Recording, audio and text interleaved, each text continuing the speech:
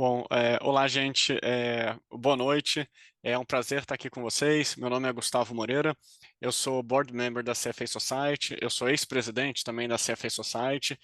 E eu inicio aqui esse webinar, né, essa apresentação com bastante orgulho, porque a confecção, né, a elaboração desse livro começou justamente no meu mandato da presidência, tá?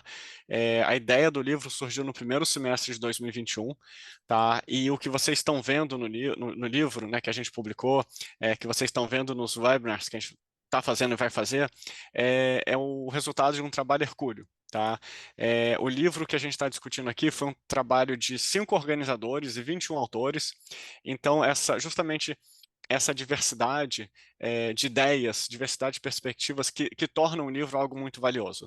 Porque você tem várias pessoas com formações diferentes, com experiências diferentes, justamente trazendo à tona, trazendo uma discussão na prática para o mercado, de mercado, sobre um tema extremamente relevante e um tema extremamente quente. Tá?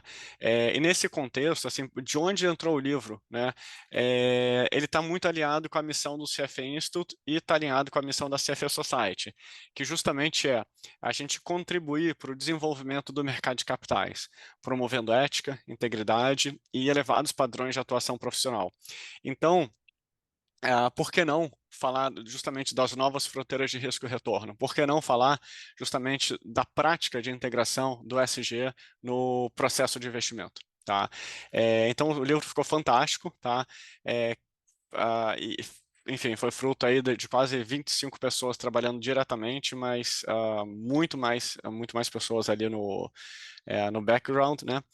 E vou falar rapidinho aqui da CFA Society Brasil. A CFA Society Brasil é a society que congrega os membros, né, os CFA Charter Holders.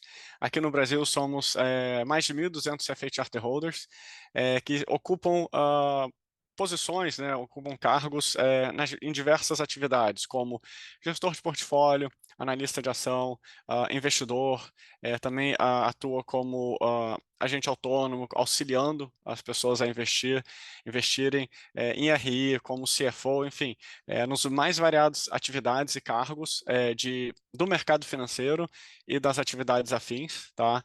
A gente 85% dos CFA Charter Holders estão em São Paulo. Nossa segunda maior praça é o Rio de Janeiro, com 10 a 15%. E a gente tem espalhado alguns grupos bastante interessantes de CFA Charter Holders no Brasil. Tá?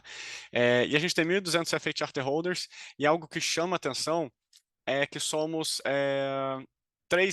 3.000 candidatos por ano aqui no Brasil que buscam tirar a certificação. Então, justamente essa relação, né, o número de pessoas buscando a certificação, o número de pessoas certificadas que demonstra esse momento, né, essa grande procura por uma certificação que ela é conhecida como padrão ouro das certificações de finanças. Tá? Então, eu sempre falo para todo mundo, você gosta de mercado financeiro, você quer se diferenciar, você está buscando um currículo que é prático, que é aplicado, que é global, que te permite entrar em banco de investimentos, te permite sair do Brasil com um passaporte global, procure o CFA Charter, tá? Que é algo muito valioso. Enfim, fiz uma breve introdução aqui do contexto do livro, o que é o livro, por que a gente fez o livro, né? Falei da CFA Society Brasil e vou pular agora, vou seguir, né, para a parte mais importante do nosso webinar. Eu vou passar a palavra aqui para a nossa keynote speaker, que é a Nayara Beltrão. Ela é jornalista de Economia, Finanças e Negócios, com mais de 12 anos de experiência na área. Tá? Hoje, ela é editora e repórter do Valor Econômico sobre os temas ligados a ESG. A Nayara também é podcaster, com o podcast Pode Isso, Meninas. É uma parceria da Rádio CBN e do Valor Invest. Além disso, a Nayara é LinkedIn Top Voice e LinkedIn Creator. Tá? Ela é formada em jornalismo pela USP, com pós-graduação em economia, setor financeiro e de investimentos pela FIP, USP, e tem cursos em diversas temáticas, tá? Como ciência comportamental, investimentos, entre outros. Enfim, gente, então, prazer estar aqui com vocês. Eu vou passar a palavra aqui para a Nayara e ótimo evento para todos. Obrigada, Gustavo. Bom, vou só começar a me autodescrever, né? Acho que a apresentação nem preciso falar mais nada, mas eu sou uma mulher branca, loira, cabelos medianos, lisos. Eu tô vestida com uma camiseta preta, e no meu fundo, eu tô aqui no meu escritório barra quarto de visitas aqui de casa, tem um sofá, e uma prateleira com algumas plantas no fundo. Fico super feliz aí com o convite. Fui uma das coautoras de um dos capítulos, para mim, um dos mais desafiadores, porque foi sobre regulação, e de lá para cá, muita coisa aconteceu, né? Muita coisa mudou. Inclusive, acho que o livro precisa ser atualizado a cada 2 meses, né? Porque a agenda ESG tem mudado muito rápido. Para quem, né, quer trabalhar com investimento ou até para si próprio, né, olhar para os investimentos, é sem dúvida uma fonte enorme de informação, e que a gente, né, acho que não só eu vou bater um papo aqui sobre isso, mas também a gente vai ter a palestra inteira aí do pessoal, só falando sobre isso.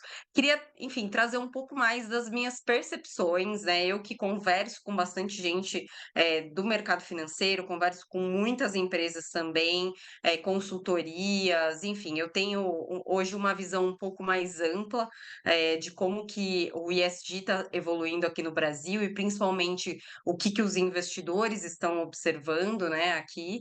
Então eu queria trazer um pouco mais aí da minha percepção e não tanto, né, do que as legislações estão cobrando e etcétera, que eu acho que o pessoal vai poder falar muito melhor do que eu sobre isso.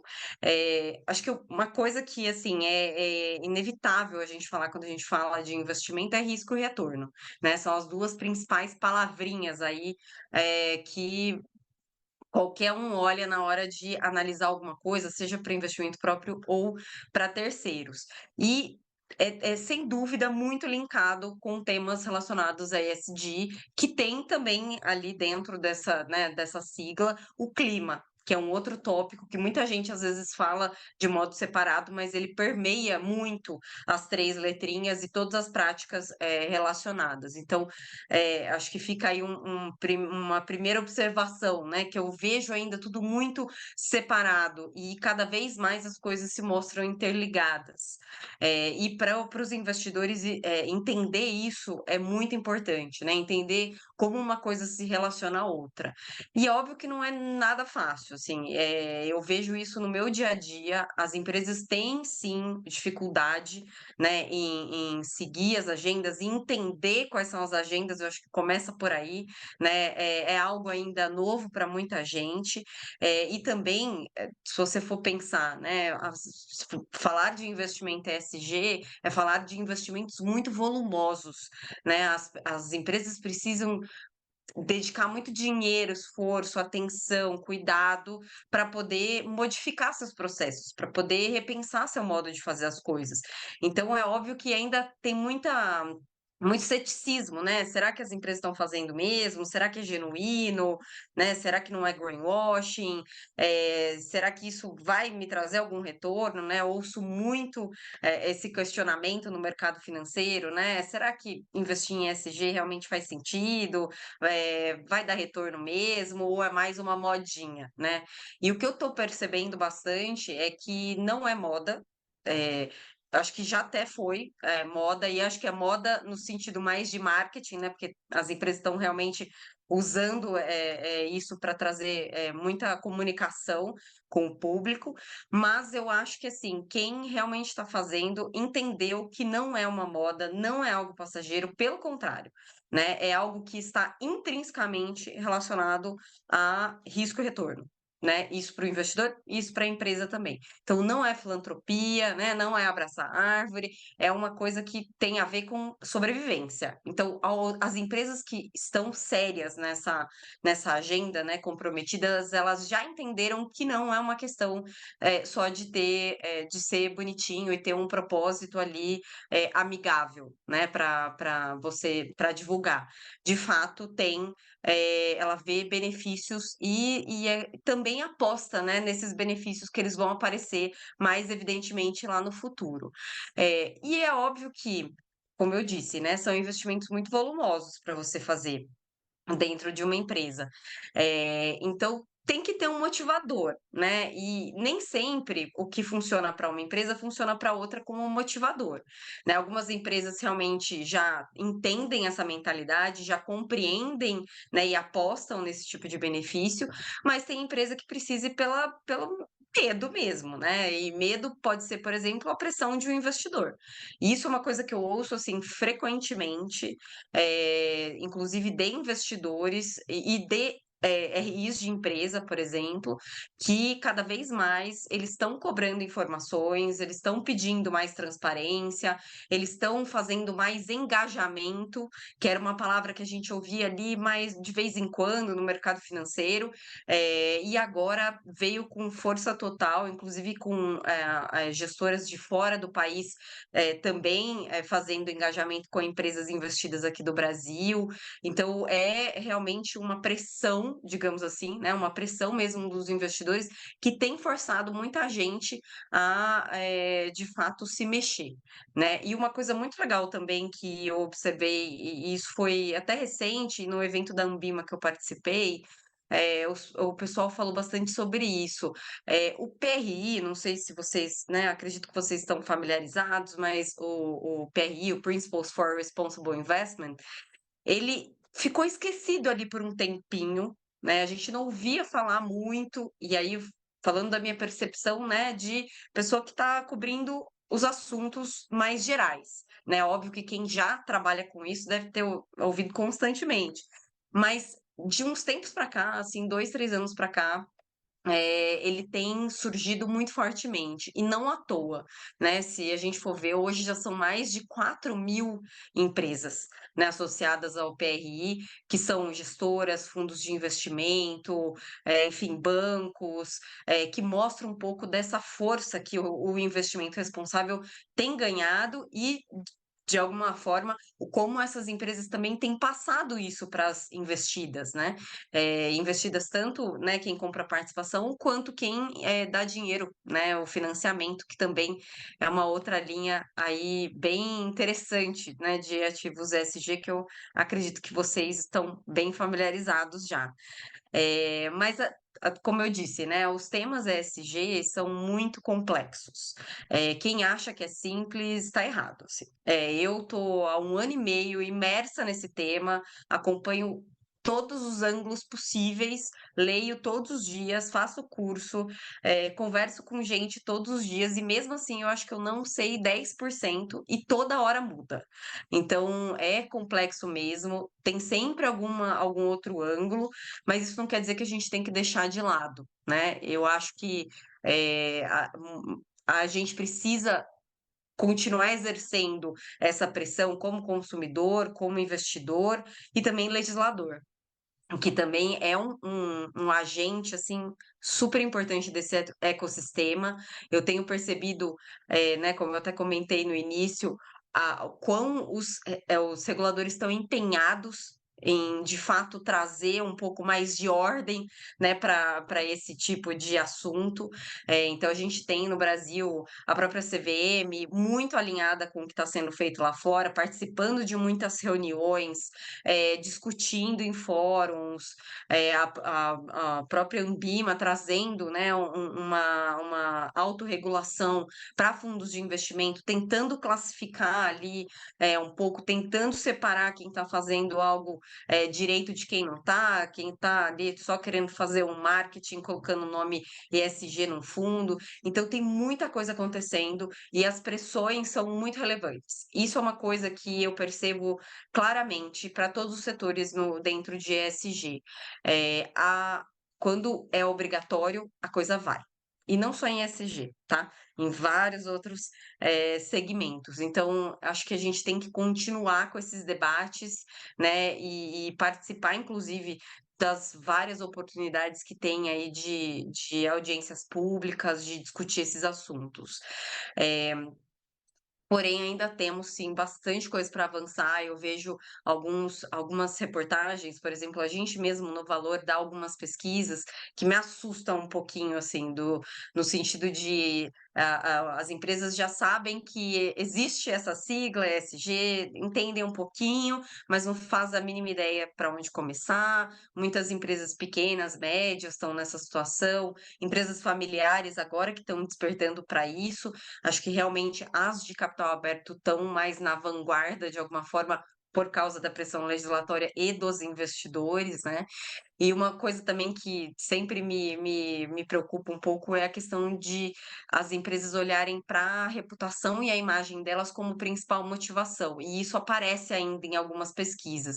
Então ainda tem, né, temos aquelas empresas de vanguarda que realmente entenderam e fazem porque vem valor naquilo, mas também tem ali uma cauda, né, de empresas diversas com motivações diferentes. Então, eu acredito que por isso essa ordem na casa ajuda bastante, né, as empresas a entenderem o que elas precisam fazer, aonde elas podem chegar, inclusive aumentar o nível de transparência. Só um último comentário sobre pesquisas, me chamou muito a atenção uma pesquisa que a gente deu lá no Valor da Grant Thornton, que mostrava que não chegava a 100% das empresas de capital aberto, que tinham divulgados no seu site o código de conduta e ética e canais de denúncia. Isso me preocupou um pouco, né, porque você já pensa, empresa de capital aberto é aquela, né, 100% transparente, que segue tudo, e aí você vê que não chega a 100% ainda. Então, se elas estão nessa situação, né, como as outras. Acho que uma coisa muito legal que eu tenho visto, acho que eu estou já no fim aqui do meu tempo, mas uma coisa muito legal que eu tenho visto é que também a gente tem falado muito das oportunidades e não só dos riscos, né, que para os investidores é muito interessante, né. Acho que quem gosta dessa agenda já deve ter ouvido falar do potencial do Brasil para energia, né, e coisas que isso pode trazer. Então, o fato da gente ter uma energia limpa, isso ajuda muito a gente poder ter um aço menos poluente, ter o potencial de produzir hidrogênio verde, produzir inúmeros outros, né, cimento, por exemplo, menos poluente, vender isso para o mundo, e vai precisar de muito dinheiro, né, para destravar esse potencial aí que o Brasil tem. A McKinsey até comenta em torno de 80 bilhões de dólares aí por ano até 2050 para a gente conseguir destravar todo esse potencial de investimento. Mas acho que para fechar, assim, eu não posso deixar de dizer e linkar com o que eu comecei a falar sobre o clima. A gente não pode, como pessoas, como investidores, como empresários, como executivos, deixar de inserir essa equação, dentro das nossas ações, dentro das nossas decisões. Acho que ficou muito evidente, né, acho que esse ano a gente já teve inúmeros exemplos de catástrofes, né, de eventos naturais atípicos, e o quão eles impactam e até matam, né, as pessoas. O número de desastres naturais cresceu, 5 vezes em 50 anos, então é muita coisa, assim. 2 milhões de pessoas já foram mortas por causa de algo desse tipo, além de um prejuízo muito grande para todo mundo, né? Casas que são destruídas, comércios que são destruídos, e acho que isso tem que entrar não só na nossa planilha, né, como investidor ou como analista ou como especialista, para mensurar o risco disso para os negócios, mas o quanto isso precisa entrar na nossa planilha de que isso está trazendo de impacto para as pessoas. Então, não dá para dissociar mais o ambiental do social. Não existe mais isso. Se tem uma coisa que é a página 2 do ESG, digamos assim, é isso, assim. É como se o E e o S fossem uma letra só, porque realmente não dá para você ver, né, um desastre como o que aconteceu no litoral, sem conseguir entender o impacto que aquilo traz e o quanto a gente ainda tem discussões importantíssimas pela frente, como sociedade e também como financiadores, né, dessa nova economia, como, por exemplo, a desigualdade o que a gente chama bastante de justiça ou injustiça climática, né? Não é todo mundo que consegue fretar um helicóptero para sair, né, da ilha que está ou do aonde ficou ilhado depois de fortes chuvas, para voltar para casa, né? E muita gente não só não consegue fretar, como perde tudo. E essas pessoas, muitas dessas pessoas, elas são a base da economia. Não dá para pensar em desenvolvimento econômico sem pensar que você precisa olhar para as pessoas, você precisa cuidar das pessoas. Não é todo mundo que tem um seguro de casa, de vida, de carro, de moto. E o setor financeiro tem um papel importantíssimo nisso, assim, tanto em financiar projetos, né, que minimizem esses impactos para as pessoas, financiar iniciativas que diminuam as desigualdades sociais e, inclusive, criar produtos, né, e aí olhando para o lado das oportunidades, que tragam acesso a esse tipo de seguro ou de financiamento ou de outros tipos de produtos financeiros que podem ser importantes para essas pessoas que não tem tanto, né, tanto acesso, tanto dinheiro, tanto às vezes informação quanto outras. Então, acho que não dá mais para a gente dissociar o tema de justiça climática da pauta de investimento. Assim como não dá para a gente dissociar também a necessidade de focalizar esse dinheiro para impacto, né? E tem uma discussão muito pertinente, na minha opinião, no mundo, que é o mesmo os fundos de investimento, com esse foco em clima, em transição energética, economia verde, oportunidade, a esmagadora maioria dos dólares, ou euros, né, pounds que são levantados, captados, vão para iniciativas do hemisfério norte, enquanto o hemisfério sul é o mais em desenvolvimento, né? O que precisa do dinheiro para fazer frente a inúmeras questões que a gente tem que resolver, não só no Brasil, tá? No hemisfério sul como um todo. Então, acho que não só no nível, né, país, cidade, bairro, mas também no nível global, a gente precisa começar a olhar para onde está indo esse dinheiro também, né? E começar a focar nisso. Enfim, só para fechar, né, um outro exemplo do quão complexo esse tema é, mas que eu acho que fica aqui um convite para todo mundo abrir a mente, que assim como eu percebi que eu precisava realmente abrir minha cabeça para conseguir entender o que é ESG na prática, eu queria trazer o exemplo do caso da guerra da Ucrânia e da Rússia. A gente falou bastante sobre isso da questão da energia, né? O quanto a Europa regrediu em termos de energia limpa, porque teve que queimar mais carvão depois, né, que a guerra foi instaurada, porque perdeu, né, a fonte de energia que vinha da Rússia. Foi muito criticada, muita gente, né, falou que é um retrocesso para a transição energética. Mas aí você para e pensa, né? Por outro lado, sempre vai ter um por outro lado no ESG, que você faria, né? Você deixaria as pessoas no inverno, né, daquele sem conseguir aquecer seus lares, ou você, né, foca ali em ter energia mais limpa a curto prazo? Então, é um tipo de equação que o tempo inteiro a gente vai ter que se deparar como investidor, como analista, como pessoa, né, como executivo, ou mesmo a indústria de fumo, por exemplo, ou de petróleo, são outros exemplos. De um dia para o outro, se você, né, acaba com esse tipo de produto, proíbe, né, a comercialização, por exemplo, você vai fazer milhares de pessoas, né, perderem seu emprego do dia para o outro. Você precisa pensar em como, né, fazer isso, como legisladores, mas também nas empresas. Isso é o que a gente tem chamado bastante de transição justa, que é fazer uma transição para uma economia mais verde, né, considerando as oportunidades e tudo mais, e os seus riscos, mas considerando a equação humana ali dentro.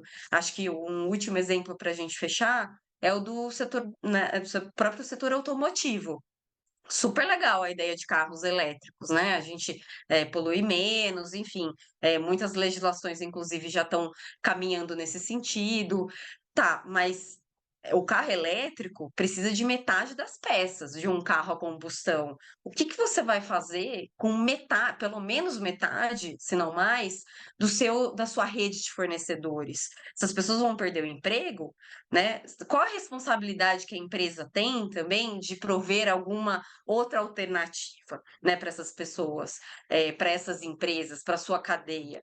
Então, enfim, trago mais dúvidas do que soluções, mas eu realmente acho que são provocações para a gente parar e pensar o quão é importante a gente abrir a mente, acima de tudo, abrir a cabeça para entender outros ângulos, sermos mais empáticos também com outras causas e não torcer o nariz porque uma coisa é coisa de bicho grilo ou é muito, né, enfim, muito filantropia, que não é assim. Essas questões elas estão muito intrínsecas na economia, nos negócios, nas finanças, no nosso dia a dia, na nossa saúde, em tudo.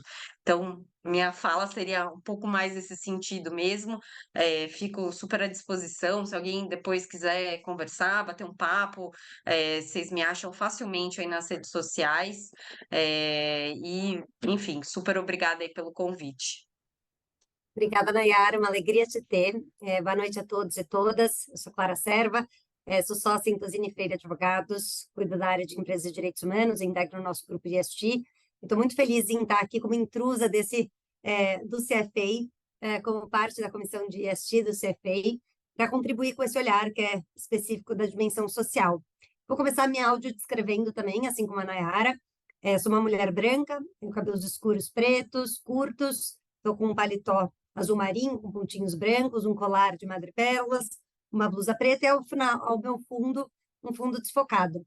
E acho que uma fala que a Nayara traz, que é muito potente, é exatamente como essa agenda ESG traz um desafio de ser internalizada quando a gente está olhando para os investimentos, para o nosso dia a dia, para a coerência na nossa relação com a sociedade. E por isso fico muito feliz em ter 3 experts que vão compor o nosso painel de hoje. A gente vai começar com um vídeo da Clarice Simonetti, já vou apresentar cada um dos 3, e depois a gente segue com um bate-papo com a Ângela e com o Gilberto. Vou começar, então, descrevendo os nossos grandes painelistas, que eu sei que dispensariam introduções específicas, tenho certeza que todos conhecem bem. Mas a Ângela Donaggio é fundadora da Virtuous Company, consultoria, e atua como palestrante consultora em ESG, ética e diversidade desde 2004, é doutora pela USP, visiting scholar and researcher em Harvard e Cornell, lá nos Estados Unidos, mestra pela FGV, professora nos cursos para conselheiros de administração do IBGC e da Fundação Dom Cabral, e nos cursos executivos FGV, FIA, LCA, PUC Minas e PUC Rio. É membro da Comissão de Pessoas do IBGC, conselheira do Instituto Pactuar pela Equidade Racial, e embaixadora da iniciativa da Female Lead do Brasil. Autora de livros, artigos e documentos referência nacional e internacional sobre governança, ESG, cultura ética e diversidade. E, claro, uma das autoras do nosso livro, do CFA. Então, muito bom, Ângela, te ter conosco. Daí, apresentando o Giba e tomando a liberdade da intimidade, mas o Gilberto Costa também dispensaria apresentação. Acho que eu poderia mencionar uns 15, ou a posição de diretor executivo para umas 15 organizações. Eu tenho certeza que o dia do Giba tem muito mais horas do que o meu, que está limitado às 24 tradicionais. Mas o Gilberto de Lima Costa Júnior é diretor executivo no JP Morgan Private Bank, atua lá há mais de 10 anos, tem mais de 20 anos de experiência no mercado financeiro, mas mais que isso, foi nascido e criado em Duque de Caxias, estudou lá a vida toda em escola pública, e como isso é uma forma que ele sempre gosta de se apresentar, sem acesso ao que, digamos, a benefícios que muitas pessoas na nossa sociedade, nesse mercado tradicional financeiro e de mercado de capitais, por exemplo, acabam tendo acesso, que é cursos de idiomas, escola particular e por aí vai. Mas o Giba, que vem com essa bagagem enorme dentro do mercado financeiro, ele também consegue conciliar sua atividade, sua vida intensa com a atividade do banco, com a condução como diretor executivo do Pacto de promoção da igualdade racial, com a participação em conselhos de organizações da sociedade civil, como, por exemplo, o Fundo Akbara, e coleciona seus MBAs pela FGV e pelo IBMEC, que se somam à sua formação em Ciências Contábeis pela UERJ. Alegria te ter também, Giba. E a gente vai começar, como eu tinha mencionado, a nossa conversa com um vídeo da Clarice Simonek, que é sócia e diretora executiva do WE-ESG, membro do ESG Panel e do ESG Committee Verification do CFA Institute e parte do Comitê Científico para Finanças Sustentáveis do S&P Global Ratings. Clarissa não pode estar com a gente por um desafio de fuso horário, ela está no Bahrein, então é mais do que justificável, porque ela teria que estar aqui conosco no meio da madrugada. A gente já agradece muito a Clarice pelo vídeo, que a gente já pode começar a transmitir. Everton, por favor. Boa tarde a todos. Meu nome é Clarice Simonek. É um grande prazer estar aqui com vocês hoje, com o CFA. E hoje eu falo sobre quais são algumas das principais tendências, né, internacionais nesse mundo de investimento, de finança sustentável, focando principalmente em regulamentações. Então, primeiro eu vou falar muito brevemente sobre regulamentação de bancos e como isso pode afetar a alocação de capital no futuro e possivelmente as oportunidades de investimento para os investidores. Depois vou entrar em um pouco mais detalhe sobre a regulamentação específica para investidores. Então, em regulamentação de banco, que nós já temos vistos, não só na Europa e na Grã-Bretanha, mas também já nos Estados Unidos, fazemos um piloto esse ano, e na Ásia também já tem espalhado, é o que nós, o que são efetivamente desenvolvimentos do princípio da Basileia para identificação e mitigação de risco climático para instituições financeiras e reguladores. Então, o que nós temos visto são reguladores analisando não só quão robusto é essa integração de clima em processos, né, para análise de risco, mas já quantificando, né, o impacto ao banco desse stress test climático e indicando já quais são os hotspots de risco para que esse banco consiga no futuro ir fazendo uma transição, né, organizada, ordenada, mas já, né, ou ajudando o seu cliente a tornar-se mais sustentável, mais resiliente, né, a mudanças climáticas e essa transição que nós passamos, ou, né, efetivamente no futuro parem de oferecer produtos financeiros, né, parem de ter counterparties das empresas que estão realmente mais atrasadas e não têm esses planos de transição. Então isso a gente imagina que possa impactar diretamente, né, as oportunidades de financiamento no futuro para investidores que estejam no mundo, mas também no Brasil. Sobre a regulamentação para investidores, nós temos vistos 3, né, 2 que são globais, né, que são globais assim, no sentido que tem mais países já desenvolvendo. Primeiro é reporting de tanto quanto como os fundos analisam e mitigam riscos climáticos, quanto o impacto que o fundo tem no clima, né? Então, são as emissões financiadas. Então, isso é reporting. Segundo, proteção ao consumidor, né? Então, o nome do fundo, se ele tiver ESG, se ele tiver sustentável, se ele tiver clima, etc., vários reguladores já estão tendo exigências, né? De se você quer mencionar isso, né? Precisa ter um reporting do processo, precisa ter indicadores, né? E isso tanto para a parte de mitigação de risco quanto impacto. Terceiro, por enquanto só na Europa, pelo menos eu não observei ainda em outros países, que é uma análise, e me perdoe em inglês, de ESG Suitability. Então, o que isso quer dizer? Da mesma forma que alguém que vai oferecer um produto financeiro para um cliente precisa entender o perfil e os interesses e as limitações desse cliente em termos de risco e retorno, agora existe uma terceira dimensão que é ESG, né? Então, não só as pessoas de vendas vai ter que ser bem informada, né? Ela precisa comprovar que fez um curso, que tem a capacidade de informar o cliente sobre isso, Mas segundo, ela vai precisar documentar, né, os interesses, etc., desse cliente. E o mais importante, claro, o terceiro, ela precisa comprovar que ela ofereceu produtos que sejam adequados em termos de interesses, né, e preferências do cliente em termos de ESG.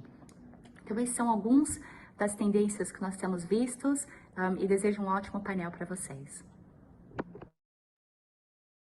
E acho que quando a Clarice traz essa perspectiva, né, do avanço das regulamentações, é super importante, entra num dos grandes impulsionadores, que é o nosso tema do nosso painel, né? Quais são os catalisadores, o que tem impulsionado essa agenda, o que tem catalisado ou ajudado a catalisar essa agenda. E por isso eu queria começar passando para o Gilberto. Eu preciso me controlar, porque é quase incontrolável chamar o Gilberto de Giba. Mas, Gilberto, você está mergulhado no mercado financeiro e nesse mundo de investimentos, né, há mais de 20 anos. Nos anos mais recentes, a gente teve esse boom de novas regulamentações, regulações, parâmetros, alguns parâmetros voluntários, então a gente está cheio de princípios, né, os princípios orientadores da ONU sobre interesse de direitos humanos, a gente tem os princípios voluntários sobre segurança e direitos humanos, a gente tem os Principles for Responsible Investing, a gente tem um monte de princípios, mas a gente também tem um monte de regulações mandatórias, como, por exemplo, o CVM, o BIMA, a B3, trazendo novos parâmetros dentro dessa agenda socioambiental. Muito disso também vem do continente europeu, com regras que se aplicam mais diretamente às empresas que vão receber, por exemplo, esses investimentos. E eu queria te ouvir. Na sua opinião, Giba, esses novos parâmetros são consequência de uma mudança maior ou são catalisadores dessa mudança? Como você vê? Obrigado, Clara. Primeiro, queria agradecer ao CFEI por esse convite e por estar aqui com essas pessoas magníficas. Então, para mim, vai ser uma aula hoje, então vai ser um aprendizado também. Bom, meu nome é Gilberto Costa, todo mundo me conhece como Giba, eu sou um homem negro de 55 anos, estou vestindo um terno azul quadriculado, estou usando óculos escuros, tenho menos cabelo do que eu gostaria e estou de costas para uma parede creme do escritório do banco. Eu estou falando aqui do banco, né, nesse horário. Bom, eu acho que antes de começar a tocar nesse tema, eu queria voltar um pouquinho por conta das brilhantes colocações que a Nayara fez para a gente aqui. E aí, isso vai puxar um pouco do como que o regulador chegou nesse momento que ele está hoje em dia, muito puxado pelo que aconteceu aqui no mercado americano. Eu moro atualmente nos Estados Unidos, no mercado europeu, mas também por uma questão que a Nayara comentou no início, que é ESG não é filantropia, gente. Vamos separar o assunto em duas partes. Filantropia é uma coisa e ESG é outra. Então, durante muito tempo, as pessoas... e eu achei engraçado, ela falou uma frase de abraçar a árvore. Durante muito tempo, as pessoas achavam que ESG era no Parque do Ibirapuera abraçar a árvore. Isso não é ESG. Não é, e não é em sua essência. Então, acho que teve uma mudança muito de conceito de cultura por parte dos consumidores, por parte dos empregados das organizações, né, dos funcionários das organizações, por parte da sociedade civil como um todo, e aí isso demandou os reguladores, obviamente. Então, já em 2007, 2009, quando teve aquela crise financeira, o regulador europeu, que é a Prudential Regulation Authority, e o Bank of England, eles já começaram a entender que, olha, essa crise pode ter sido impulsionada e pode ter sido catalisada pelo fato das empresas não terem uma composição diversa nos seus boards. E aí você tem um grupo de pessoas com um pensamento muito homogêneo tomando decisões, e essas pessoas não tiveram a capacidade de reverter a crise, de reverter as decisões, de tomar melhores iniciativas. Então, já nessa época aí da crise financeira 2007-2009, o regulador europeu já começou a se preocupar, ok, legal. Além de olhar o quanto as empresas investem na redução de emissão de carbono, o quanto elas são sustentáveis do ponto de vista, né, de meio ambiente, deixa eu ver um pouquinho como é que essas empresas estão compostas do ponto de vista de diversidade e inclusão nos seus boards, na sua composição acionária, enfim, nos seus conselhos. Isso já trouxe um pouco de histórico, já traz um pouco de flavor do que a gente vai ver acontecendo. Obviamente, em algum momento, o regulador aqui nos Estados Unidos e a própria Nasdaq, ela pediu para a SEC emitir uma norma que obrigasse as empresas a dar um disclosure, né? A dar um abrir, a dar transparência para os seus dados com relação à sua composição do ponto de vista de diversidade de gênero e de grupos minorizados, subrepresentados, como é muito utilizada essa palavra aqui nos Estados Unidos. Então, isso veio caminhando e culminou, obviamente, com o mercado brasileiro seguindo essa tendência. Se nós vamos falar um pouco do nosso país, e aí a Nayara, enfim, em algum momento tocou nesse assunto, começou muito com a CVM, pedindo mais transparência, não era nem, olha, eu nem quero obrigar ninguém a ser diverso, eu só quero entender como é que é a composição, pedindo mais transparência, e a Ambima se juntou a essa iniciativa, muito do lado dos investidores, como são os fundos de investimento, um pouco do lado da autorregulação, trazendo para o mercado melhores práticas, e você vê, obviamente, né, o governo envolvido com a edição de normas, então isso acabou caminhando, tanto do lado de ter mais transparência, e aqui eu acho que tem um tema importante quando você fala de ESG. Quando a gente trouxe o tema ESG para a pauta dos investidores, veio muito do lado do meio ambiente, porque é algo mensurável. Se você olhar os trabalhos da McKinsey e de outras consultorias, o E do ESG, ele é o mais forte porque ele é facilmente mensurável. Você consegue mensurar a redução de emissão de carbono, você consegue mensurar, né, como é que eu estou investindo de recursos em empresas que combatem o desmatamento, você consegue emitir green bonds, né, voltados exatamente para esse caso. Como é que você mensura caos social? O nosso país vive um caos social. Como é que você mensura o impacto, né, da tragédia que a Nayara mencionou, que aconteceu na região litorânea de São Paulo, com as empresas que fazem distribuição de produtos naquela região? Como é que você mensura isso? Então, isso é um dado e é uma informação mais difícil de mensurar. E aí é onde o S do ESG, que é o social, né, a parte social, ele apresentou mais dificuldade. Como é que eu vejo a evolução do mercado atualmente? Primeiro, o tema veio para ficar, ele está na pauta de todas as organizações. Ou pela questão, né, eu achei que ela fosse mencionar, pela dor, né, ou pela dor, porque elas tiveram algum problema de imagem, algum problema reputacional que obrigou as empresas a rever essa agenda, ou porque elas entendem que o investimento socialmente responsável, que é o primeiro nome do ESG, era investimento socialmente responsável. O ESG ficou bonito, enfim, já tem até MBA em ESG atualmente, tem várias outras questões, mas começou com investimento socialmente responsável. Como é que ele se inclui na agenda das organizações para evitar que você tenha um risco de compliance, risco reputacional, risco de imagem, etc. Então, hoje em dia, o mercado está muito mais organizado com relação a isso.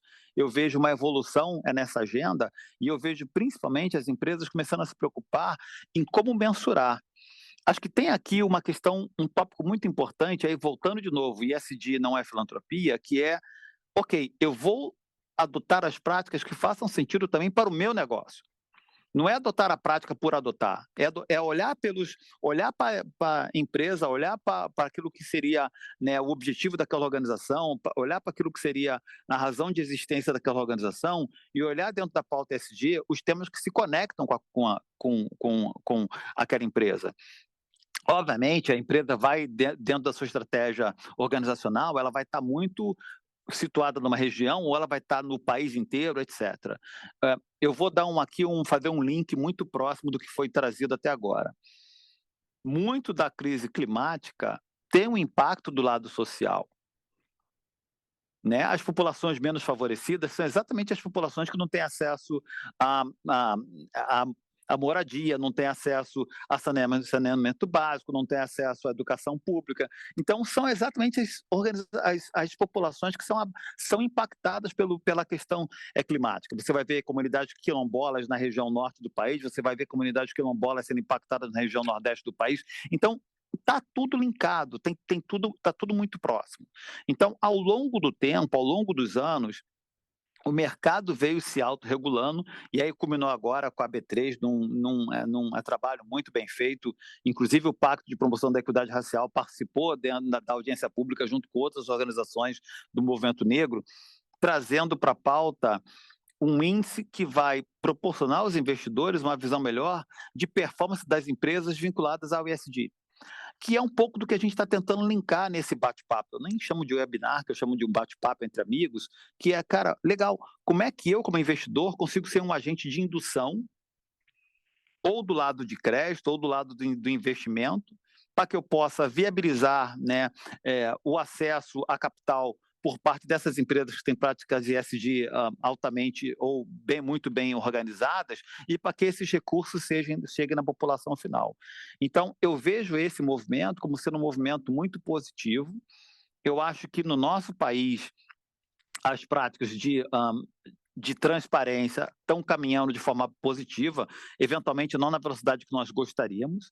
Muito do E e do S está sendo tocado agora, falta um pouco tocar no G da governança, que é como é que eu amarro isso tudo, tendo políticas internas, tendo políticas voltadas, né, para os meus fornecedores, então ainda falta um pouco para caminharmos com relação a isso. E eu acho que ainda vai ter muito mais para ser feito por conta da cobrança da sociedade em si. Né, a gente tem recentes casos, e provavelmente a doutora Ângela vai trazer também para a nossa conversa hoje, exemplos em que, né, uma prática não tão focada no ESG pode trazer de impacto para aquela organização, inclusive dentro do seu próprio clima interno, enfim, com várias outras consequências, não só consequências para os consumidores. Excelente, Giba. Eu concordo muito com você quando você traz o desafio da mensuração do que você chama caos social, né? Assim, como você olha, você consegue mensurar a emissão de carbono, você consegue mensurar poluentes, mas como você mensura o seu impacto nas diferentes dimensões sociais, né? E acho que você traz uma fala muito potente também quando você faz essa distinção, queria reforçar, entre filantropia e a agenda ESG, que tão comumente se confundem dentro das organizações, assim como a confusão de, digamos, se reduzir o S do ESG à diversidade e inclusão, que é uma dimensão fundamental, em especial no contexto brasileiro, mas que, claro, não é um sinônimo do S, que abrange direitos humanos, abrange relação com comunidade, cadeia de fornecimento, impacto da atividade fim também, enfim. Então, tem muitos aspectos contidos dentro desse complexo S e dentro dessa agenda ESG. Mas um ponto que você traz muito interessante é exatamente a cobrança da sociedade, uma mudança da cultura do nosso atual contexto e conceito de ética corporativa, e por isso queria passar para a Ângela, te ouvindo, Ângela, sobre você que tem olhado também para essa agenda ESG há tantos anos, acompanhado de perto a mudança do que hoje se entende por integridade corporativa, por conduta empresarial responsável, essa virada de chave que o Giba mencionou. E eu queria te ouvir um pouco sobre uma distinção que você traz com frequência, que é a distinção entre ética e cultura ética. Conta um pouco para a gente sobre o que significam cada um desses conceitos e por que é tão importante a gente distinguir ambos dentro dessa agenda ESG? Certeza, Clara. Boa noite a todas e todos que estão aqui. Tem sido realmente uma aula, viu, Gilberto? Então, foi ótimo escutar a Nayara, ótimo escutar você, Clarice também. Agradeço enormemente pela oportunidade, inclusive por ter participado dessa publicação incrível, como mencionado pelo Gustavo. Agradeço o convite da Ana Siqueira também, uma das organizadoras. E vou fazer aqui minha audiodescrição. Sou uma mulher branca, de cabelos castanhos claros, abaixo dos ombros, com uma blusa rosa clara. Bom, eu acho que isso que você trouxe, Clara, é muito importante. Eu queria pegar um gancho que a Nayara colocou, né? O quanto esse tema é complexo e o quanto nós ficamos perplexos com a complexidade. Nós, seres humanos, não lidamos bem com complexidade. É por isso que a gente gosta de simplificar tudo. Então, a gente simplifica, a gente quer, por exemplo, qual que é o conceito de sucesso de uma empresa? É aumentar o valor da ação. Qual que é o conceito de sucesso de um administrador? É maximizar o valor para o acionista. Ponto. Como se esses fossem indicadores perfeitos de um sucesso que, na verdade, está levando a gente para o abismo, né? Quando a gente não reflete sobre essas questões. E aí, vou começar te respondendo sobre a diferença de ética e cultura ética, justamente sobre esse processo de reflexão, porque ética nada mais não apenas os valores que nós temos, mas a ação. Para a gente ter uma ação, uma ação que seja ética, um comportamento que seja ético, a gente precisa de um processo de reflexão interno para conseguir entender, bom, em relação ao outro, porque a ética depende da alteridade, depende sempre de uma outra pessoa, e depende também de uma percepção genuína de que eu só existo porque o outro existe. E o outro existe porque eu existo. Então, uma relação de interdependência. Não apenas entre nós, seres humanos, mas nós de todo o planeta, né? Todos os seres vivos aqui do planeta, que existimos dentro de algo que é a ecologia, né? Que é justamente a coexistência de todos os seres vivos, e nós fazemos parte disso. Então, qual que é um grande empecilho para começar? Nós temos uma grande dificuldade de sermos imparciais em relação ao nosso julgamento. Então, nós achamos que nós somos mais éticos do que nós somos, nós achamos que nós somos mais legais do que nós somos mais bonitos, que nós somos mais leais e tudo mais. Então, a gente tem automaticamente, isso está no nosso DNA, nós superestimamos a nossa capacidade ética. O que, na verdade, não existe, só existe quando se concretiza, né? O nosso comportamento, a ética só se concretiza quando nós nos comportamos de forma ética, quando nós passamos por esse processo de reflexão. E aí, eu vou colocar um dado importante, que quantos de nós conseguimos parar para refletir sobre as nossas ações no nosso dia a dia? Não preciso nem falar de investimento, não precisa nem chegar lá, tá? Mas vocês já podem imaginar, né? Então, as nossas relações mais próximas com as pessoas mais próximas, e que vai indiretamente até chegar nos nossos investimentos e nosso trabalho e tudo mais. Então, se nós estamos na sociedade mais acelerada que já existiu, e na sociedade com um volume de informações maior que já existiu, incluindo fake news, que sempre existiram, fica muito difícil lidar com esse universo de complexidade. E é por isso que muitas vezes a gente fica paralisado, porque gera efetivamente essa perplexidade. Então, o primeiro desafio é a ética em si, como colocar isso em prática nesse ambiente muito complicado. A segunda questão é, bom, então o que é cultura ética?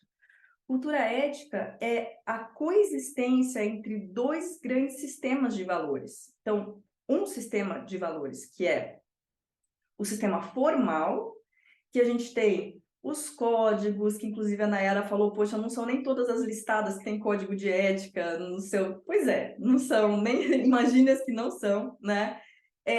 Tem códigos, tem políticas, tem regulamentos, tem regimentos e tudo mais. Excelente, você tem a parte formal. Mas você precisa da parte informal também. Em que medida essa parte informal está conectada com a parte formal? Por quê? Porque a gente vê que a imensa maioria dos casos, inclusive casos de grandes desastres corporativos, nacionais e internacionais, havia uma dissonância muito grande entre esses dois sistemas. Então, você tinha um sistema formal bonitinho, então você tem regimentos, políticas, comitês instalados, aprovados pelo conselho, conselheiros independentes com tal porcentagem e tal, mas a prática era muito diferente daquela forma. Então, eu acho que um grande desafio nosso, de todos nós, de todas as nossas empresas, é mudar uma mentalidade de checklist, de indicadores, para uma mentalidade de essência do que a gente está falando. E, é claro, de novo, o checklist e os indicadores, eles servem para simplificar a complexidade, né? Eles servem para dar respostas rápidas. Eu quero uma empresa boa, tá, eu olho o indicador lá, beleza, posso investir, olho o indicador, não vou investir, beleza, tá tudo certo. O que acontece? Hoje em dia, a gente tem muitos indicadores, mas a gente tem pouquíssima aderência à essência das coisas. Não é à toa que a gente teve casos gravíssimos, teve e ainda tem casos gravíssimos de governança e de ética em empresas listadas no novo mercado. Não é à toa que a gente tem casos gravíssimos de empresas que tinham políticas, comitês, conselheiros independentes e tudo mais. Quer dizer, tudo by the book estava maravilhoso.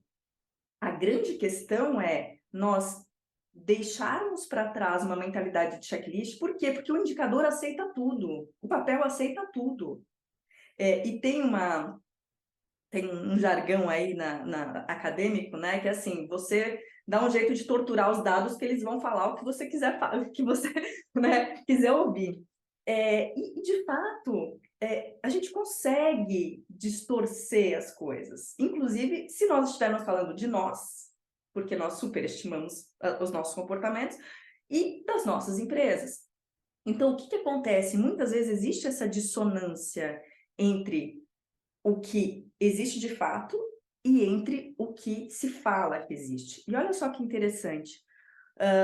Uma pesquisa que eu cito no livro, os pesquisadores, um deles é o Zingales, de 2015, eles analisaram 58 declarações de mais de 400 mil funcionários nos Estados Unidos durante 5 anos. E essas declarações, eles analisavam, bom, tem código de ética, tem isso, aquilo, está listado não sei onde, está no nível tal de governança, ótimo. Várias questões, eram 56, 58 questões. Apenas 2 questões foram preditoras de desempenho futuro das empresas. Só 2 questões. E tem tudo a ver com cultura ética, que é essa associação entre sistema formal e sistema informal. A primeira é, se o que se faz é o que se fala, quer dizer, se há coerência entre o que os administradores dizem e o que eles fazem. E a segunda questão é se os administradores são éticos no seu dia a dia. Então, se você quiser investir numa empresa, você só pergunta essas 2 coisas para os funcionários.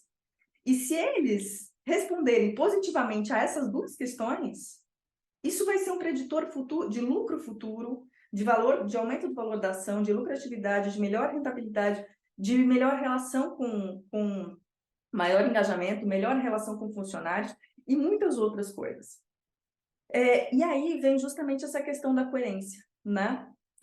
De o que se faz é o que se fala e o que se fala é o que se faz. E acho que isso é muito mais difícil de nós enxergarmos do que acontece na prática. E aqui, por exemplo, vou só, para finalizar, vou pegar uma questão que a Nayara falou, que ela deixou, que acho importante para deixar uma questão positiva aqui. Ela falou desse período de transição, né? Que ele tem que ser respeitoso, que ele tem que ser ético no final das contas, né? Que ele tem que avaliar toda aquela estrutura, aquela cadeia para isso. E eu cito no meu capítulo o caso da Merkur, que decidiu, depois de um processo de reflexão, então aí a ética vem depois de um processo de reflexão, decidiu fazer diversas mudanças, por exemplo, na sua linha de produtos, tudo mais, inclusive nos seus fornecedores e clientes, dizendo, olha, a gente não se relaciona mais com a indústria, por exemplo, armamentícia, nem a indústria do tabaco. Ok. Eles podiam muito bem ter parado por aí e falado, olha, não me relaciono mais, problema de quem continuar assim. Mas eles estão numa região, que é Santa Cruz do Sul, que é culturalmente, historicamente, uma região de plantação de tabaco. Quer dizer, se você vira as costas, simplesmente, você está deixando uma rede de economia familiar ali e, né, o que acontece? Bom, eu sou ético e que se explodam os outros. Não, não é isso. É justamente a ética, é você cuidar desses relacionamentos para eles serem relacionamentos ganha-ganha, né? O que eles fizeram? Eles conversaram com essas empresas familiares e disseram o seguinte, olha, a gente não se relaciona mais com a indústria do tabaco, porque nós mudamos nosso propósito, e é esse e isso. A questão é a seguinte, se vocês quiserem mudar a sua produção para mamona, eu te ajudo a fazer essa transição e eu compro a sua mamona para eu usar o óleo de mamona na minha produção. Topa? E as famílias começaram a fazer essa mudança. Então, isso é a ética concretizada. Isso é uma cultura ética que você parte desse lugar de reflexão para entender que só vai ser bom para você se for bom para o outro também, né? E que a gente pode construir relações ganha-ganha e que passa muito além da filantropia, como o Gilberto falou. Não tem nada, isso não tem absolutamente nada a ver com filantropia. Quer dizer, quanto mais fortes forem esses laços da empresa com todos os seus stakeholders, funcionários, fornecedores, clientes e tudo mais forte vai ser a empresa e mais resiliente vai ser essa empresa, porque crises vão continuar acontecendo e vão ser cada vez mais frequentes. Então, quem vai sobreviver? As empresas que forem mais resilientes. Quem serão as empresas mais resilientes? Aquelas que tiverem um comportamento ético, aquelas que tiverem um pensamento, uma mentalidade ESG. Então, mais ou menos aí que eu queria fazer essa distinção, Clara. Excelente, Ângela. E eu acho que você traz uma perspectiva muito interessante de quando você diz que a gente busca sempre o que é mais simples, né? Assim, a gente quer check the box porque a gente fica mais confortável quando você fala, não, mas eu fiz isso, fiz a minha doação, eu fiz, tenho aqui diversidade, está aqui 50%. Isso nos dá um certo conforto de falar, ok, marquei as caixinhas necessárias. E eu acho que o grande desafio está exatamente quando você traz a perspectiva da coerência, né? Ok, você faz walk the walk, talk the talk, walk the talk, enfim, essas expressões que a gente está acostumado em inglês que acabam traduzindo muito esse desafio da coerência, que, claro, não pode ser só conduzido por quem está, digamos, na base, tem que ser feito também, como você mesma menciona, pela alta liderança das organizações. Mas, afinal, como a gente faz para, por exemplo, um investidor, olhando de fora, ele não está entrevistando todos os dias, ele não está conversando todos os dias com aqueles funcionários, como esse investidor olha para uma organização e sente essa temperatura de qual é a ética, como está essa cultura ética, enfim, e como ele consegue, avaliando de fora, dentro dos seus investimentos, ver essa tal palavra-chave da coerência. Que dicas você daria? Clara, bom, em relação a investidores, depois eu quero falar de conselho também, tá? Porque eu acho que é muito importante quem está ali, né? Para buscar o norte, né? Mas investidores, eu acho que tem uma gama tão grande. Essa é a parte boa, né? Da gente estar nesse mar de informações e de transparência. Porque hoje as empresas não conseguem mais ser opacas como elas eram antigamente. Hoje, se você tem um comportamento, por exemplo, racista, machista, misógino, capacitista e tudo mais, você consegue saber isso muito rapidamente. Por exemplo, a gente tem ferramentas como o Glassdoor hoje, que as pessoas têm necessariamente que colocar informações boas e ruins sobre seu local de trabalho. Como qualquer coisa na vida, tem coisas boas, tem perspectivas boas e ruins. E aí você consegue verificar. Você consegue verificar por taxa de rotatividade.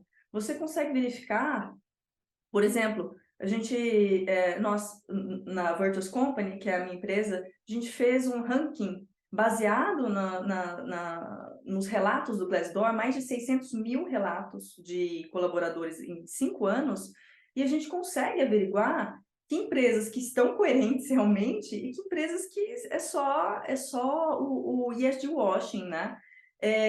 E assim, uma coisa que eu sempre falo nas minhas apresentações, a gente tem aí uma infinidade de empresas que são Great Place to Work, né? Que são as melhores para trabalhar. Mas a gente tem indicadores que, poxa, 1/3 das pessoas estão com depressão no trabalho, 1/3 está com burnout, 76% estão infelizes no seu trabalho. A conta não fecha. Se todas são boas para trabalhar e a gente tem 76% das pessoas infelizes, a conta não fecha. Então, o fato é que muitos dos indicadores que existem hoje estão sendo usados de forma completamente equivocada. Algumas empresas, inclusive, têm colocado estar nesses rankings, né, como critério para as pessoas conseguirem bônus no final do ano, para as pessoas terem participação nos lucros. Então se você, Clara, colocar que a sua empresa é boa e se a gente conseguir top 5 no ranking tal, você vai ganhar o PLR, senão não. Poxa, que tipo de, né, imparcialidade é essa? Nem aqui, nem na Lua.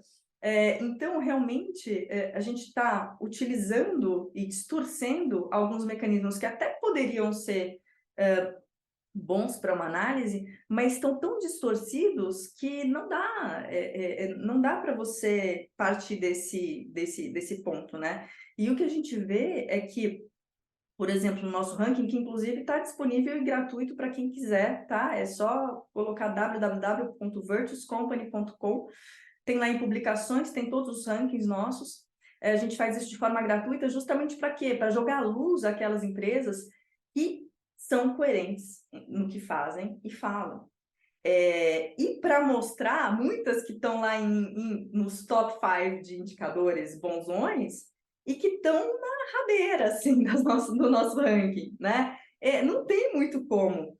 E a gente tem uma metodologia que mostra, assim, bom, o quanto que agressividade aparece, o quanto que preconceito aparece, o quanto que discriminação aparece, ou o quanto que sensação de que você está livre para falar, sensação de que você é valorizado, sensação de que você está num lugar que você está todo mundo cooperando, todo mundo no mesmo barco, você é respeitada.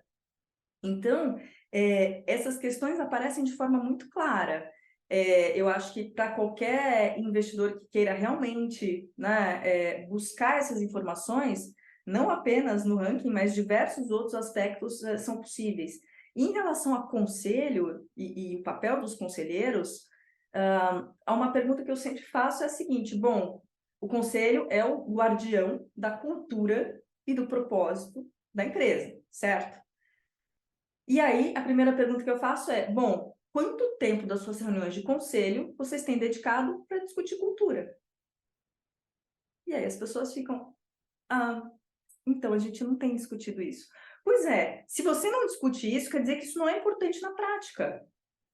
Então, esse tema tem que estar na agenda dos conselhos, tem que estar na agenda das reuniões de conselho. E não é só em uma reunião por ano para chamar a pessoa de recursos humanos e mostrar o resultado da pesquisa de clima.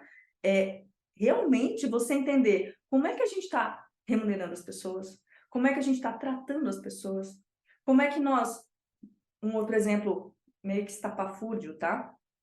Tem empresas que colocam uma remuneração variável para quem trabalha em compliance. Como é que você quer que a pessoa que trabalha em compliance realmente seja atuante de forma, né, responsável com uma remuneração variável, em função, por exemplo, do aumento da ação, ou do que seja?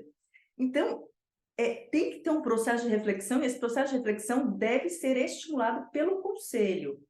Inclusive, de novo, análise de rotatividade, análise de entrevistas demissionais, análise de cultura ética, para verificar que uma cultura, isso é muito importante, tá, Clara? Só para fechar, uma cultura, a cultura da empresa não é homogênea em toda a empresa. Ela é heterogênea. Então, você tem quase uma curva de sino aí, né? Então, você tem um bolsão e aí você tem as caudas. O que acontece? A pessoa entra pela reputação da empresa, mas a pessoa sai porque o seu chefe ou a sua chefe imediato causou mal para ela. É por isso que ela sai.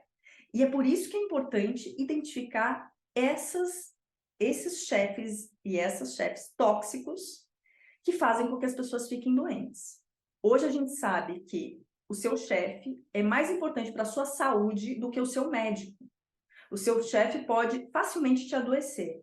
E isso acontece porque, se eu soltar um grito aqui, a amígdala de todo mundo, a amígdala cerebral, que é uma glândula que a gente tem dentro do cérebro, ela vai disparar.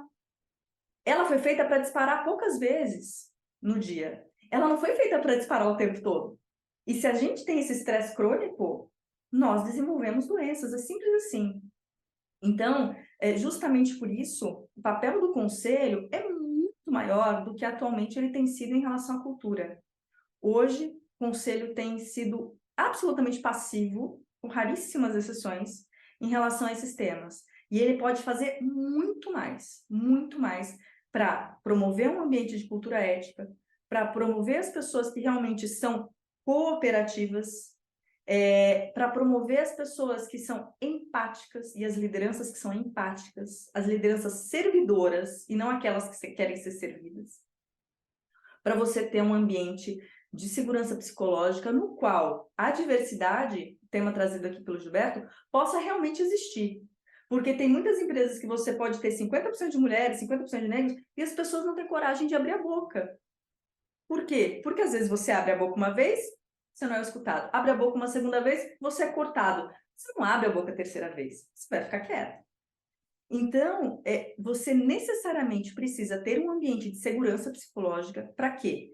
Para que grupos diversos possam ter a riqueza, possam oferecer a riqueza que eles têm realmente para dar, e que a inteligência coletiva de todos os grupos, não apenas grupos diversos, mas todos os grupos, possa existir. Sem isso, a gente vai continuar mais do mesmo, correndo atrás do próprio rabo, buscando indicadores que vão só responder as respostas que a gente já quer, e não as respostas que a gente precisa urgentemente chegar para mudar esse status de coisas que está nos levando para um abismo que a gente não quer ir. A gente quer voltar e construir um outro caminho, né? Perfeito, Ângela. Eu acho que quando você traz a perspectiva digamos, do micro, ou seja, da relação entre o funcionário com o seu chefe, em relação ao pseudo-macro, vou chamar de pseudo-macro porque eu quero dizer o macro dentro da instituição, você vê como, digamos, é importante o macro, é importante que se reflita no dia a dia da organização como um todo, mas também é fundamental que a gente olhe o micro. E da mesma forma, e aliás, um parênteses, queria deixar muito confortável a plateia, a audiência, para apresentar perguntas, enfim, mandem aqui pelo nosso chat, pelo Q&A, que a gente vai responder nos nossos últimos minutinhos de painel. Mas só, desculpem o parênteses, continuando a minha reflexão, eu acho que é muito interessante esse cotejo entre o micro institucional e o macro institucional, e que puxa para um outro aspecto muito importante, que o Gilberto trouxe desde a sua primeira fala, que é também essa compreensão, por exemplo, no caso do Brasil, do tal do caos social. Vou voltar para ele, Giba. Quando a gente está falando sobre, por exemplo, o Brasil, a gente está falando sobre uma desigualdade social brutal, né? A gente está falando sobre uma expectativa de vida para mulheres brancas de 80 anos, homens, população em geral masculina, 73 anos, pessoas trans, 35 anos. Né? Assim, muito pouco. Ao mesmo tempo, a gente está falando de 100 milhões de pessoas sem coleta de esgoto, 35 milhões sem água tratada, quase 50% da nossa população brasileira sem coleta de esgoto, né? E daí vem, assim, tem duas expressões que gosto muito dentro dessa agenda ESG, ou de inclusão como um todo, que são leave no one behind, mas ao mesmo tempo, e gosto mais dessa segunda, que é nada para nós sem nós, né? Então, queria puxar esses dois, leave no one behind, e o nada para nós sem nós, para te fazer uma pergunta sobre... Tudo bem, a gente consegue olhar para essa agenda da cultura organizacional, a gente consegue olhar para o papel da organização em relação ao seu público interno, que é um ponto que a gente está amadurecendo bastante, mas como a gente faz e qual é o papel das empresas ao olhar para a agenda nacional, ao olhar para a agenda, às vezes global, a depender do tamanho dessa empresa, dessa organização? Como a gente tira essa organização do olhar do micro de impacto social e passa para o macro? E daí, se você puder comentar, por exemplo, pela perspectiva do JP, como vocês têm olhado, por exemplo, pela agenda racial, que acho que no Brasil é talvez uma chave, uma das agendas mais desafiadoras de desigualdade social ou socioeconômica por discriminações das mais diferentes naturezas e modalidades. Então, queria te puxar, Giba, para falar um pouco sobre essa perspectiva do papel das empresas no macro racial, de educação, enfim, das demais dimensões. Legal. E obrigado por ter puxado esse tema. É um tema, para mim, é o tema mais importante do ponto de vista de como a nossa organização, como a nossa sociedade está hoje em dia tentando combater as desigualdades. Assim. O nosso país é um país que, por sua característica, né, a desigualdade socioeconômica e a desigualdade racial andam juntas. Né? Juntas e, enfim, com o mesmo tipo de impacto para a sociedade como um todo, né? Então, você mencionou super bem aqui o caos social em que a nossa sociedade vive hoje em dia, a dificuldade de acesso à educação pública na qualidade para uma grande maioria da população brasileira, a questão de não acesso ao saneamento básico, enfim. E aí o papel das empresas aqui acaba sendo um papel importante, mas que as próprias empresas ainda têm muita necessidade, muita dificuldade de navegar nele. E aí vamos voltar à conversa anterior, né? Você vê, e provavelmente vocês têm dentro do CFA acesso a vários relatórios, né, de sustentabilidade das empresas que mostram um investimento maciço no combate ao E do ISD. Então, no combate à questão do desmatamento, na redução de emissão de carbono, no combate, enfim, no investimento que a empresa faz para ter uma planta mais verde, mais sustentável do ponto de vista, enfim, do meio ambiente. Mas as empresas ainda têm muita dificuldade em entender e eventualmente não é nem por falta de recurso, o como eu invisto na questão S. Como eu invisto, como eu faço para fazer investimento socialmente responsável, né? Então, vai muito do que a professora Ângela falou com relação ao propósito, cara. Qual é o seu propósito como organização? Ah, mas vamos dizer aqui, eu sou um banco. Nossa, eu sou um banco, não sou uma indústria, eu não planto árvore, o meu negócio né, é investimento, é capital, é crédito. Tá bom, mas e seus fornecedores? Como é que você seleciona a sua cadeia de fornecedores? Como é que você trabalha a cultura organizacional para ter certeza que você está formando cidadãos que sejam melhores do ponto de vista de ter uma cabeça, né, de sustentabilidade? Como é que você trabalha com a comunidade que está no seu entorno e você faz o famoso ISP, Investimento Socialmente Responsável, né? Investimento social privado, que é aquele investimento direcionado para a educação pública, aquele investimento direcionado para a formação técnica, investimento direcionado para os empreendedores em situação de grupos minorizados. Então, aqui as empresas, eventualmente, elas não são os agentes de mudança, mas elas são agentes de indução, são indutores daquela mudança. Então, quando elas atuam no seu ecossistema, quando elas atuam, eventualmente, junto com o poder público, junto com o governo, junto com associações de classe no combate à desigualdade, elas estão exatamente tocando na pauta ESG. E aí, gente, vamos voltar para o ponto que a professora Ângela trouxe. Não é só sobre ter métrica, não é check the box. Eu adorei a frase que ela falou, como é que é? Foi de... né, torturar o dado até ele falar o que a gente quer ouvir. Eu anotei isso aqui no meu caderninho e vou usar no próximo bate-papo. É comum para quem estuda estatística aí.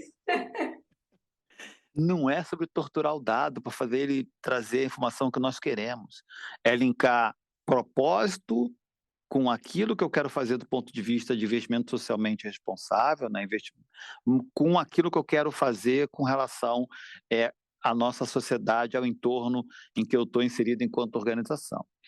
E aqui, trazendo um pouco de pano de fundo e falando sobre o JP, né, que eu sou suspeito a falar pela minha paixão, pelo que o banco tem feito globalmente no mercado brasileiro, mas falando sobre as várias iniciativas que têm surgido ao longo dos anos.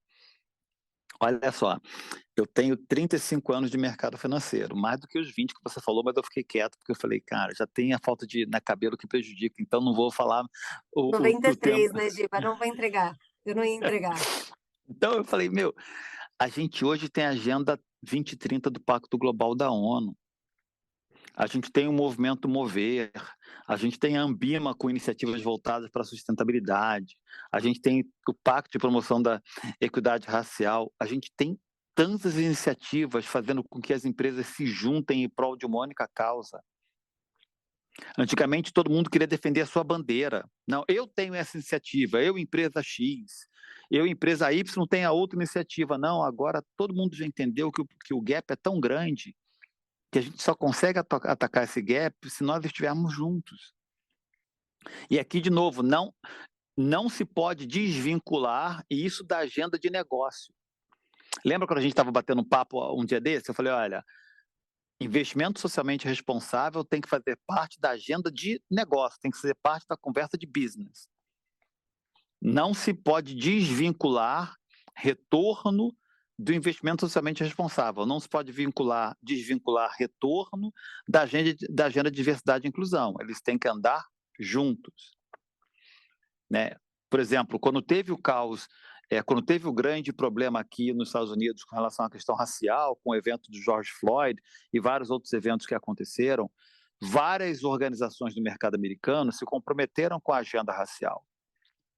Netflix, Walmart, Bank of America, Goldman Sachs, entre outros, JP Morgan com um compromisso de 30 bilhões para investimento, 30 bilhões de dólares para investimento em equidade racial no mercado americano, voltado para a questão de affordable housing, que é a parte toda de você melhorar o acesso à comunidade negra, à residência, à moradia, investimento na formação de jovens negros. Aqui no mercado americano tem uma cultura de ter escolas voltadas para a comunidade negra, que no mercado brasileiro não tem, com relação a investimento em empreendedores negros e latinos. Então, tem uma cultura de investimento que vai formar uma sociedade muito mais forte do ponto de vista econômico e social para se juntar à indústria financeira e para gerar riqueza para o país como um todo, inclusive os bancos. Então, de novo, a agenda de sustentabilidade tem que estar vinculada à agenda de diversidade e inclusão e vice-versa. Não se pode falar em retorno, sem se falar em investimento socialmente responsável. No mercado brasileiro, várias organizações vêm fazendo iniciativas para a inclusão de grupos minorizados no mercado de trabalho. Você tem a iniciativa LIFT, que foi iniciada pela Goldman Sachs, que hoje tem um JP Morgan como sendo um dos financiadores, que visa formar jovens negros. Você teve o programa da FEBRABAN, de formação de jovens negros para o mercado financeiro, que foi lançado na época que eu fazia, inclusive, parte da subcomissão de diversidade lá da FEBRABAN. Ou seja, você vem... O Pacto A, que é um movimento que é do meu amigo Kawami, que vem ao longo do tempo formando executivos, homens e mulheres negros para as organizações. Então, você tem uma série de iniciativas que visam reforçar e visam juntar essa agenda. De novo, não é filantropia, gente. A gente está falando aqui em formar conselhos mais diversos. Eu só consigo formar conselhos mais diversos se eu trabalhar esses executivos ao longo do tempo. Você não forma conselho diverso da noite para o dia.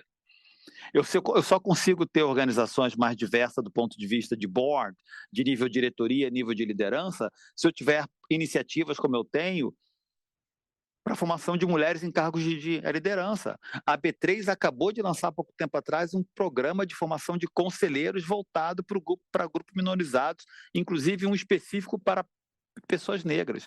Então, todas essas iniciativas têm um único objetivo: reforçar as organizações com pessoas desses grupos subrepresentados, melhores preparadas para que possam alcançar cargos de liderança, de conselho, de board, para tomada de decisão. Então, acho que essa questão de juntar o propósito com a agenda de D&I, com a agenda de ESG, é exatamente o que faltava para a gente ao longo do tempo. De novo, não é que a agenda de meio ambiente tenha perdido a importância. Não é isso que a gente está falando aqui nesse seminário, nesse bate-papo, nesse webinar. É sobre juntar as duas agendas. É sobre terminar com essa questão de desvincular. Não, a agenda de clima é uma coisa, a agenda social é outra. Pelo contrário, as populações mais afetadas pelas crises climáticas são exatamente as populações menos favorecidas. And by the way, são aqueles consumidores que um dia estarão fora do mercado de consumo. Então, é um círculo. Muito tem sido questionado, e aqui, no início, alguém falou sobre greenwash. Tem diverse wash, tem greenwash, tem de tudo. O que a população quer é transparência e que órgãos independentes façam essa certificação, essa auditoria. Então, de novo, parafraseando a professora Ângela, dado aceita tudo, a gente precisa que alguém comprove que aquilo está sendo feito de forma ética e coerente. E aí, para isso, a gente precisa ter uma pessoa, um órgão independente fazendo essa certificação. Então, é um pouco de como eu olho essa questão.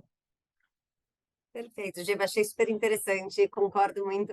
Acho que saímos daqui com um mantra que é: os dados aceitam tudo, inclusive podem ser torturados para dizer o que queremos. Achei excelente.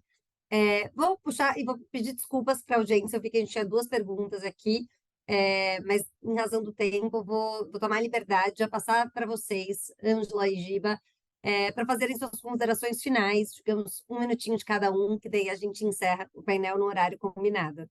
Obrigada. Pode ir, Gilberto. Bom, acho que eu queria só reforçar a importância desse evento, a importância do tema. A agenda ESG veio para ficar. Ela não está desvinculada da questão de rentabilidade por parte dos investidores. Então, para aqueles aqui que apoiam seus investidores, não desvinculem essa conversa. E cada vez mais para o mercado local, para o mercado brasileiro, ela vai estar junto da agenda diversidade e inclusão. Então, os 3 temas têm que andar juntos, porque eles fazem parte da mesma coluna mestra, que é exatamente voltada para o propósito das organizações. Bom, e eu fecho fazendo coro aí ao Gilberto, né, pedindo coerência e mais reflexão para a gente, para as nossas empresas, para os nossos investimentos, para perceber que o impacto das nossas ações vai muito além e pode ir muito mais além do que simplesmente esses indicadores, do que a gente mede, né? Deixar aqui uma empresa, a Barry Miller, que é uma empresa centenária e norte-americana, eles passaram por um processo de reflexão, de mudança, de relacionamento, de engajamento e tudo mais, e principalmente de segurança psicológica para as pessoas poderem realmente dizer o que pensavam e tudo mais. E aí, o presidente, que é o Bob Chapman, foi eleito o melhor CEO do mundo esse ano, se não me engano, o ano passado. Ele perguntou para uma pessoa qualquer ali, olha, que diferença que fez essa mudança, essa nossa mudança de gestão para você, né? Essa mudança de cultura. E aí ele esperava, melhorou minha relação com o meu chefe, com o meu colega, né? Não foi nada disso a resposta que ele recebeu. A resposta foi a seguinte: eu estou brigando menos com a minha esposa em casa. E aí eles começaram a avaliar, ele falou assim, poxa, estranho, né? Eles foram avaliar a taxa de divórcios. E, pessoal, a taxa de divórcios tinha caído por conta dessa mudança de cultura da empresa. Então, o papel de uma empresa, de uma liderança de empresa, e o papel de um investidor que vai alocar esses investimentos em empresas realmente com práticas ESG é colossal. E eu espero que seja cada vez mais, porque a gente realmente precisa dessas mudanças para ontem, não é nem para hoje, não, a gente precisa para ontem. Então, um grande prazer ter estado com todos aqui e muito obrigada e até a próxima. Parabéns pela CFA Society também por essa iniciativa muito importante para todos nós. Obrigada, Ângela. A gente sai daqui com a mensagem de que ESG também é amor, evita divórcio. Então, perfeito, excelente. Queria agradecer a todos por essa noite de hoje, em especial a Nayara Bertão, a Ângela Donaggio, ao Gilberto Costa e a Clarice Simonetti. Queria convidar a todos e todas para participarem também do 3º módulo. Temos aqui o link que foi compartilhado com todos. Será já no dia... agora me fugiu a data, gente, aqueles últimos minutos, no dia 12 de setembro, às 18h30.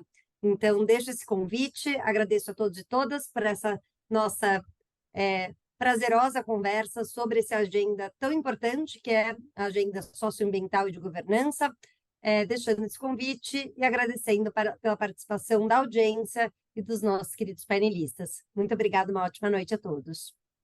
Obrigada, boa noite, pessoal. Obrigado, boa noite.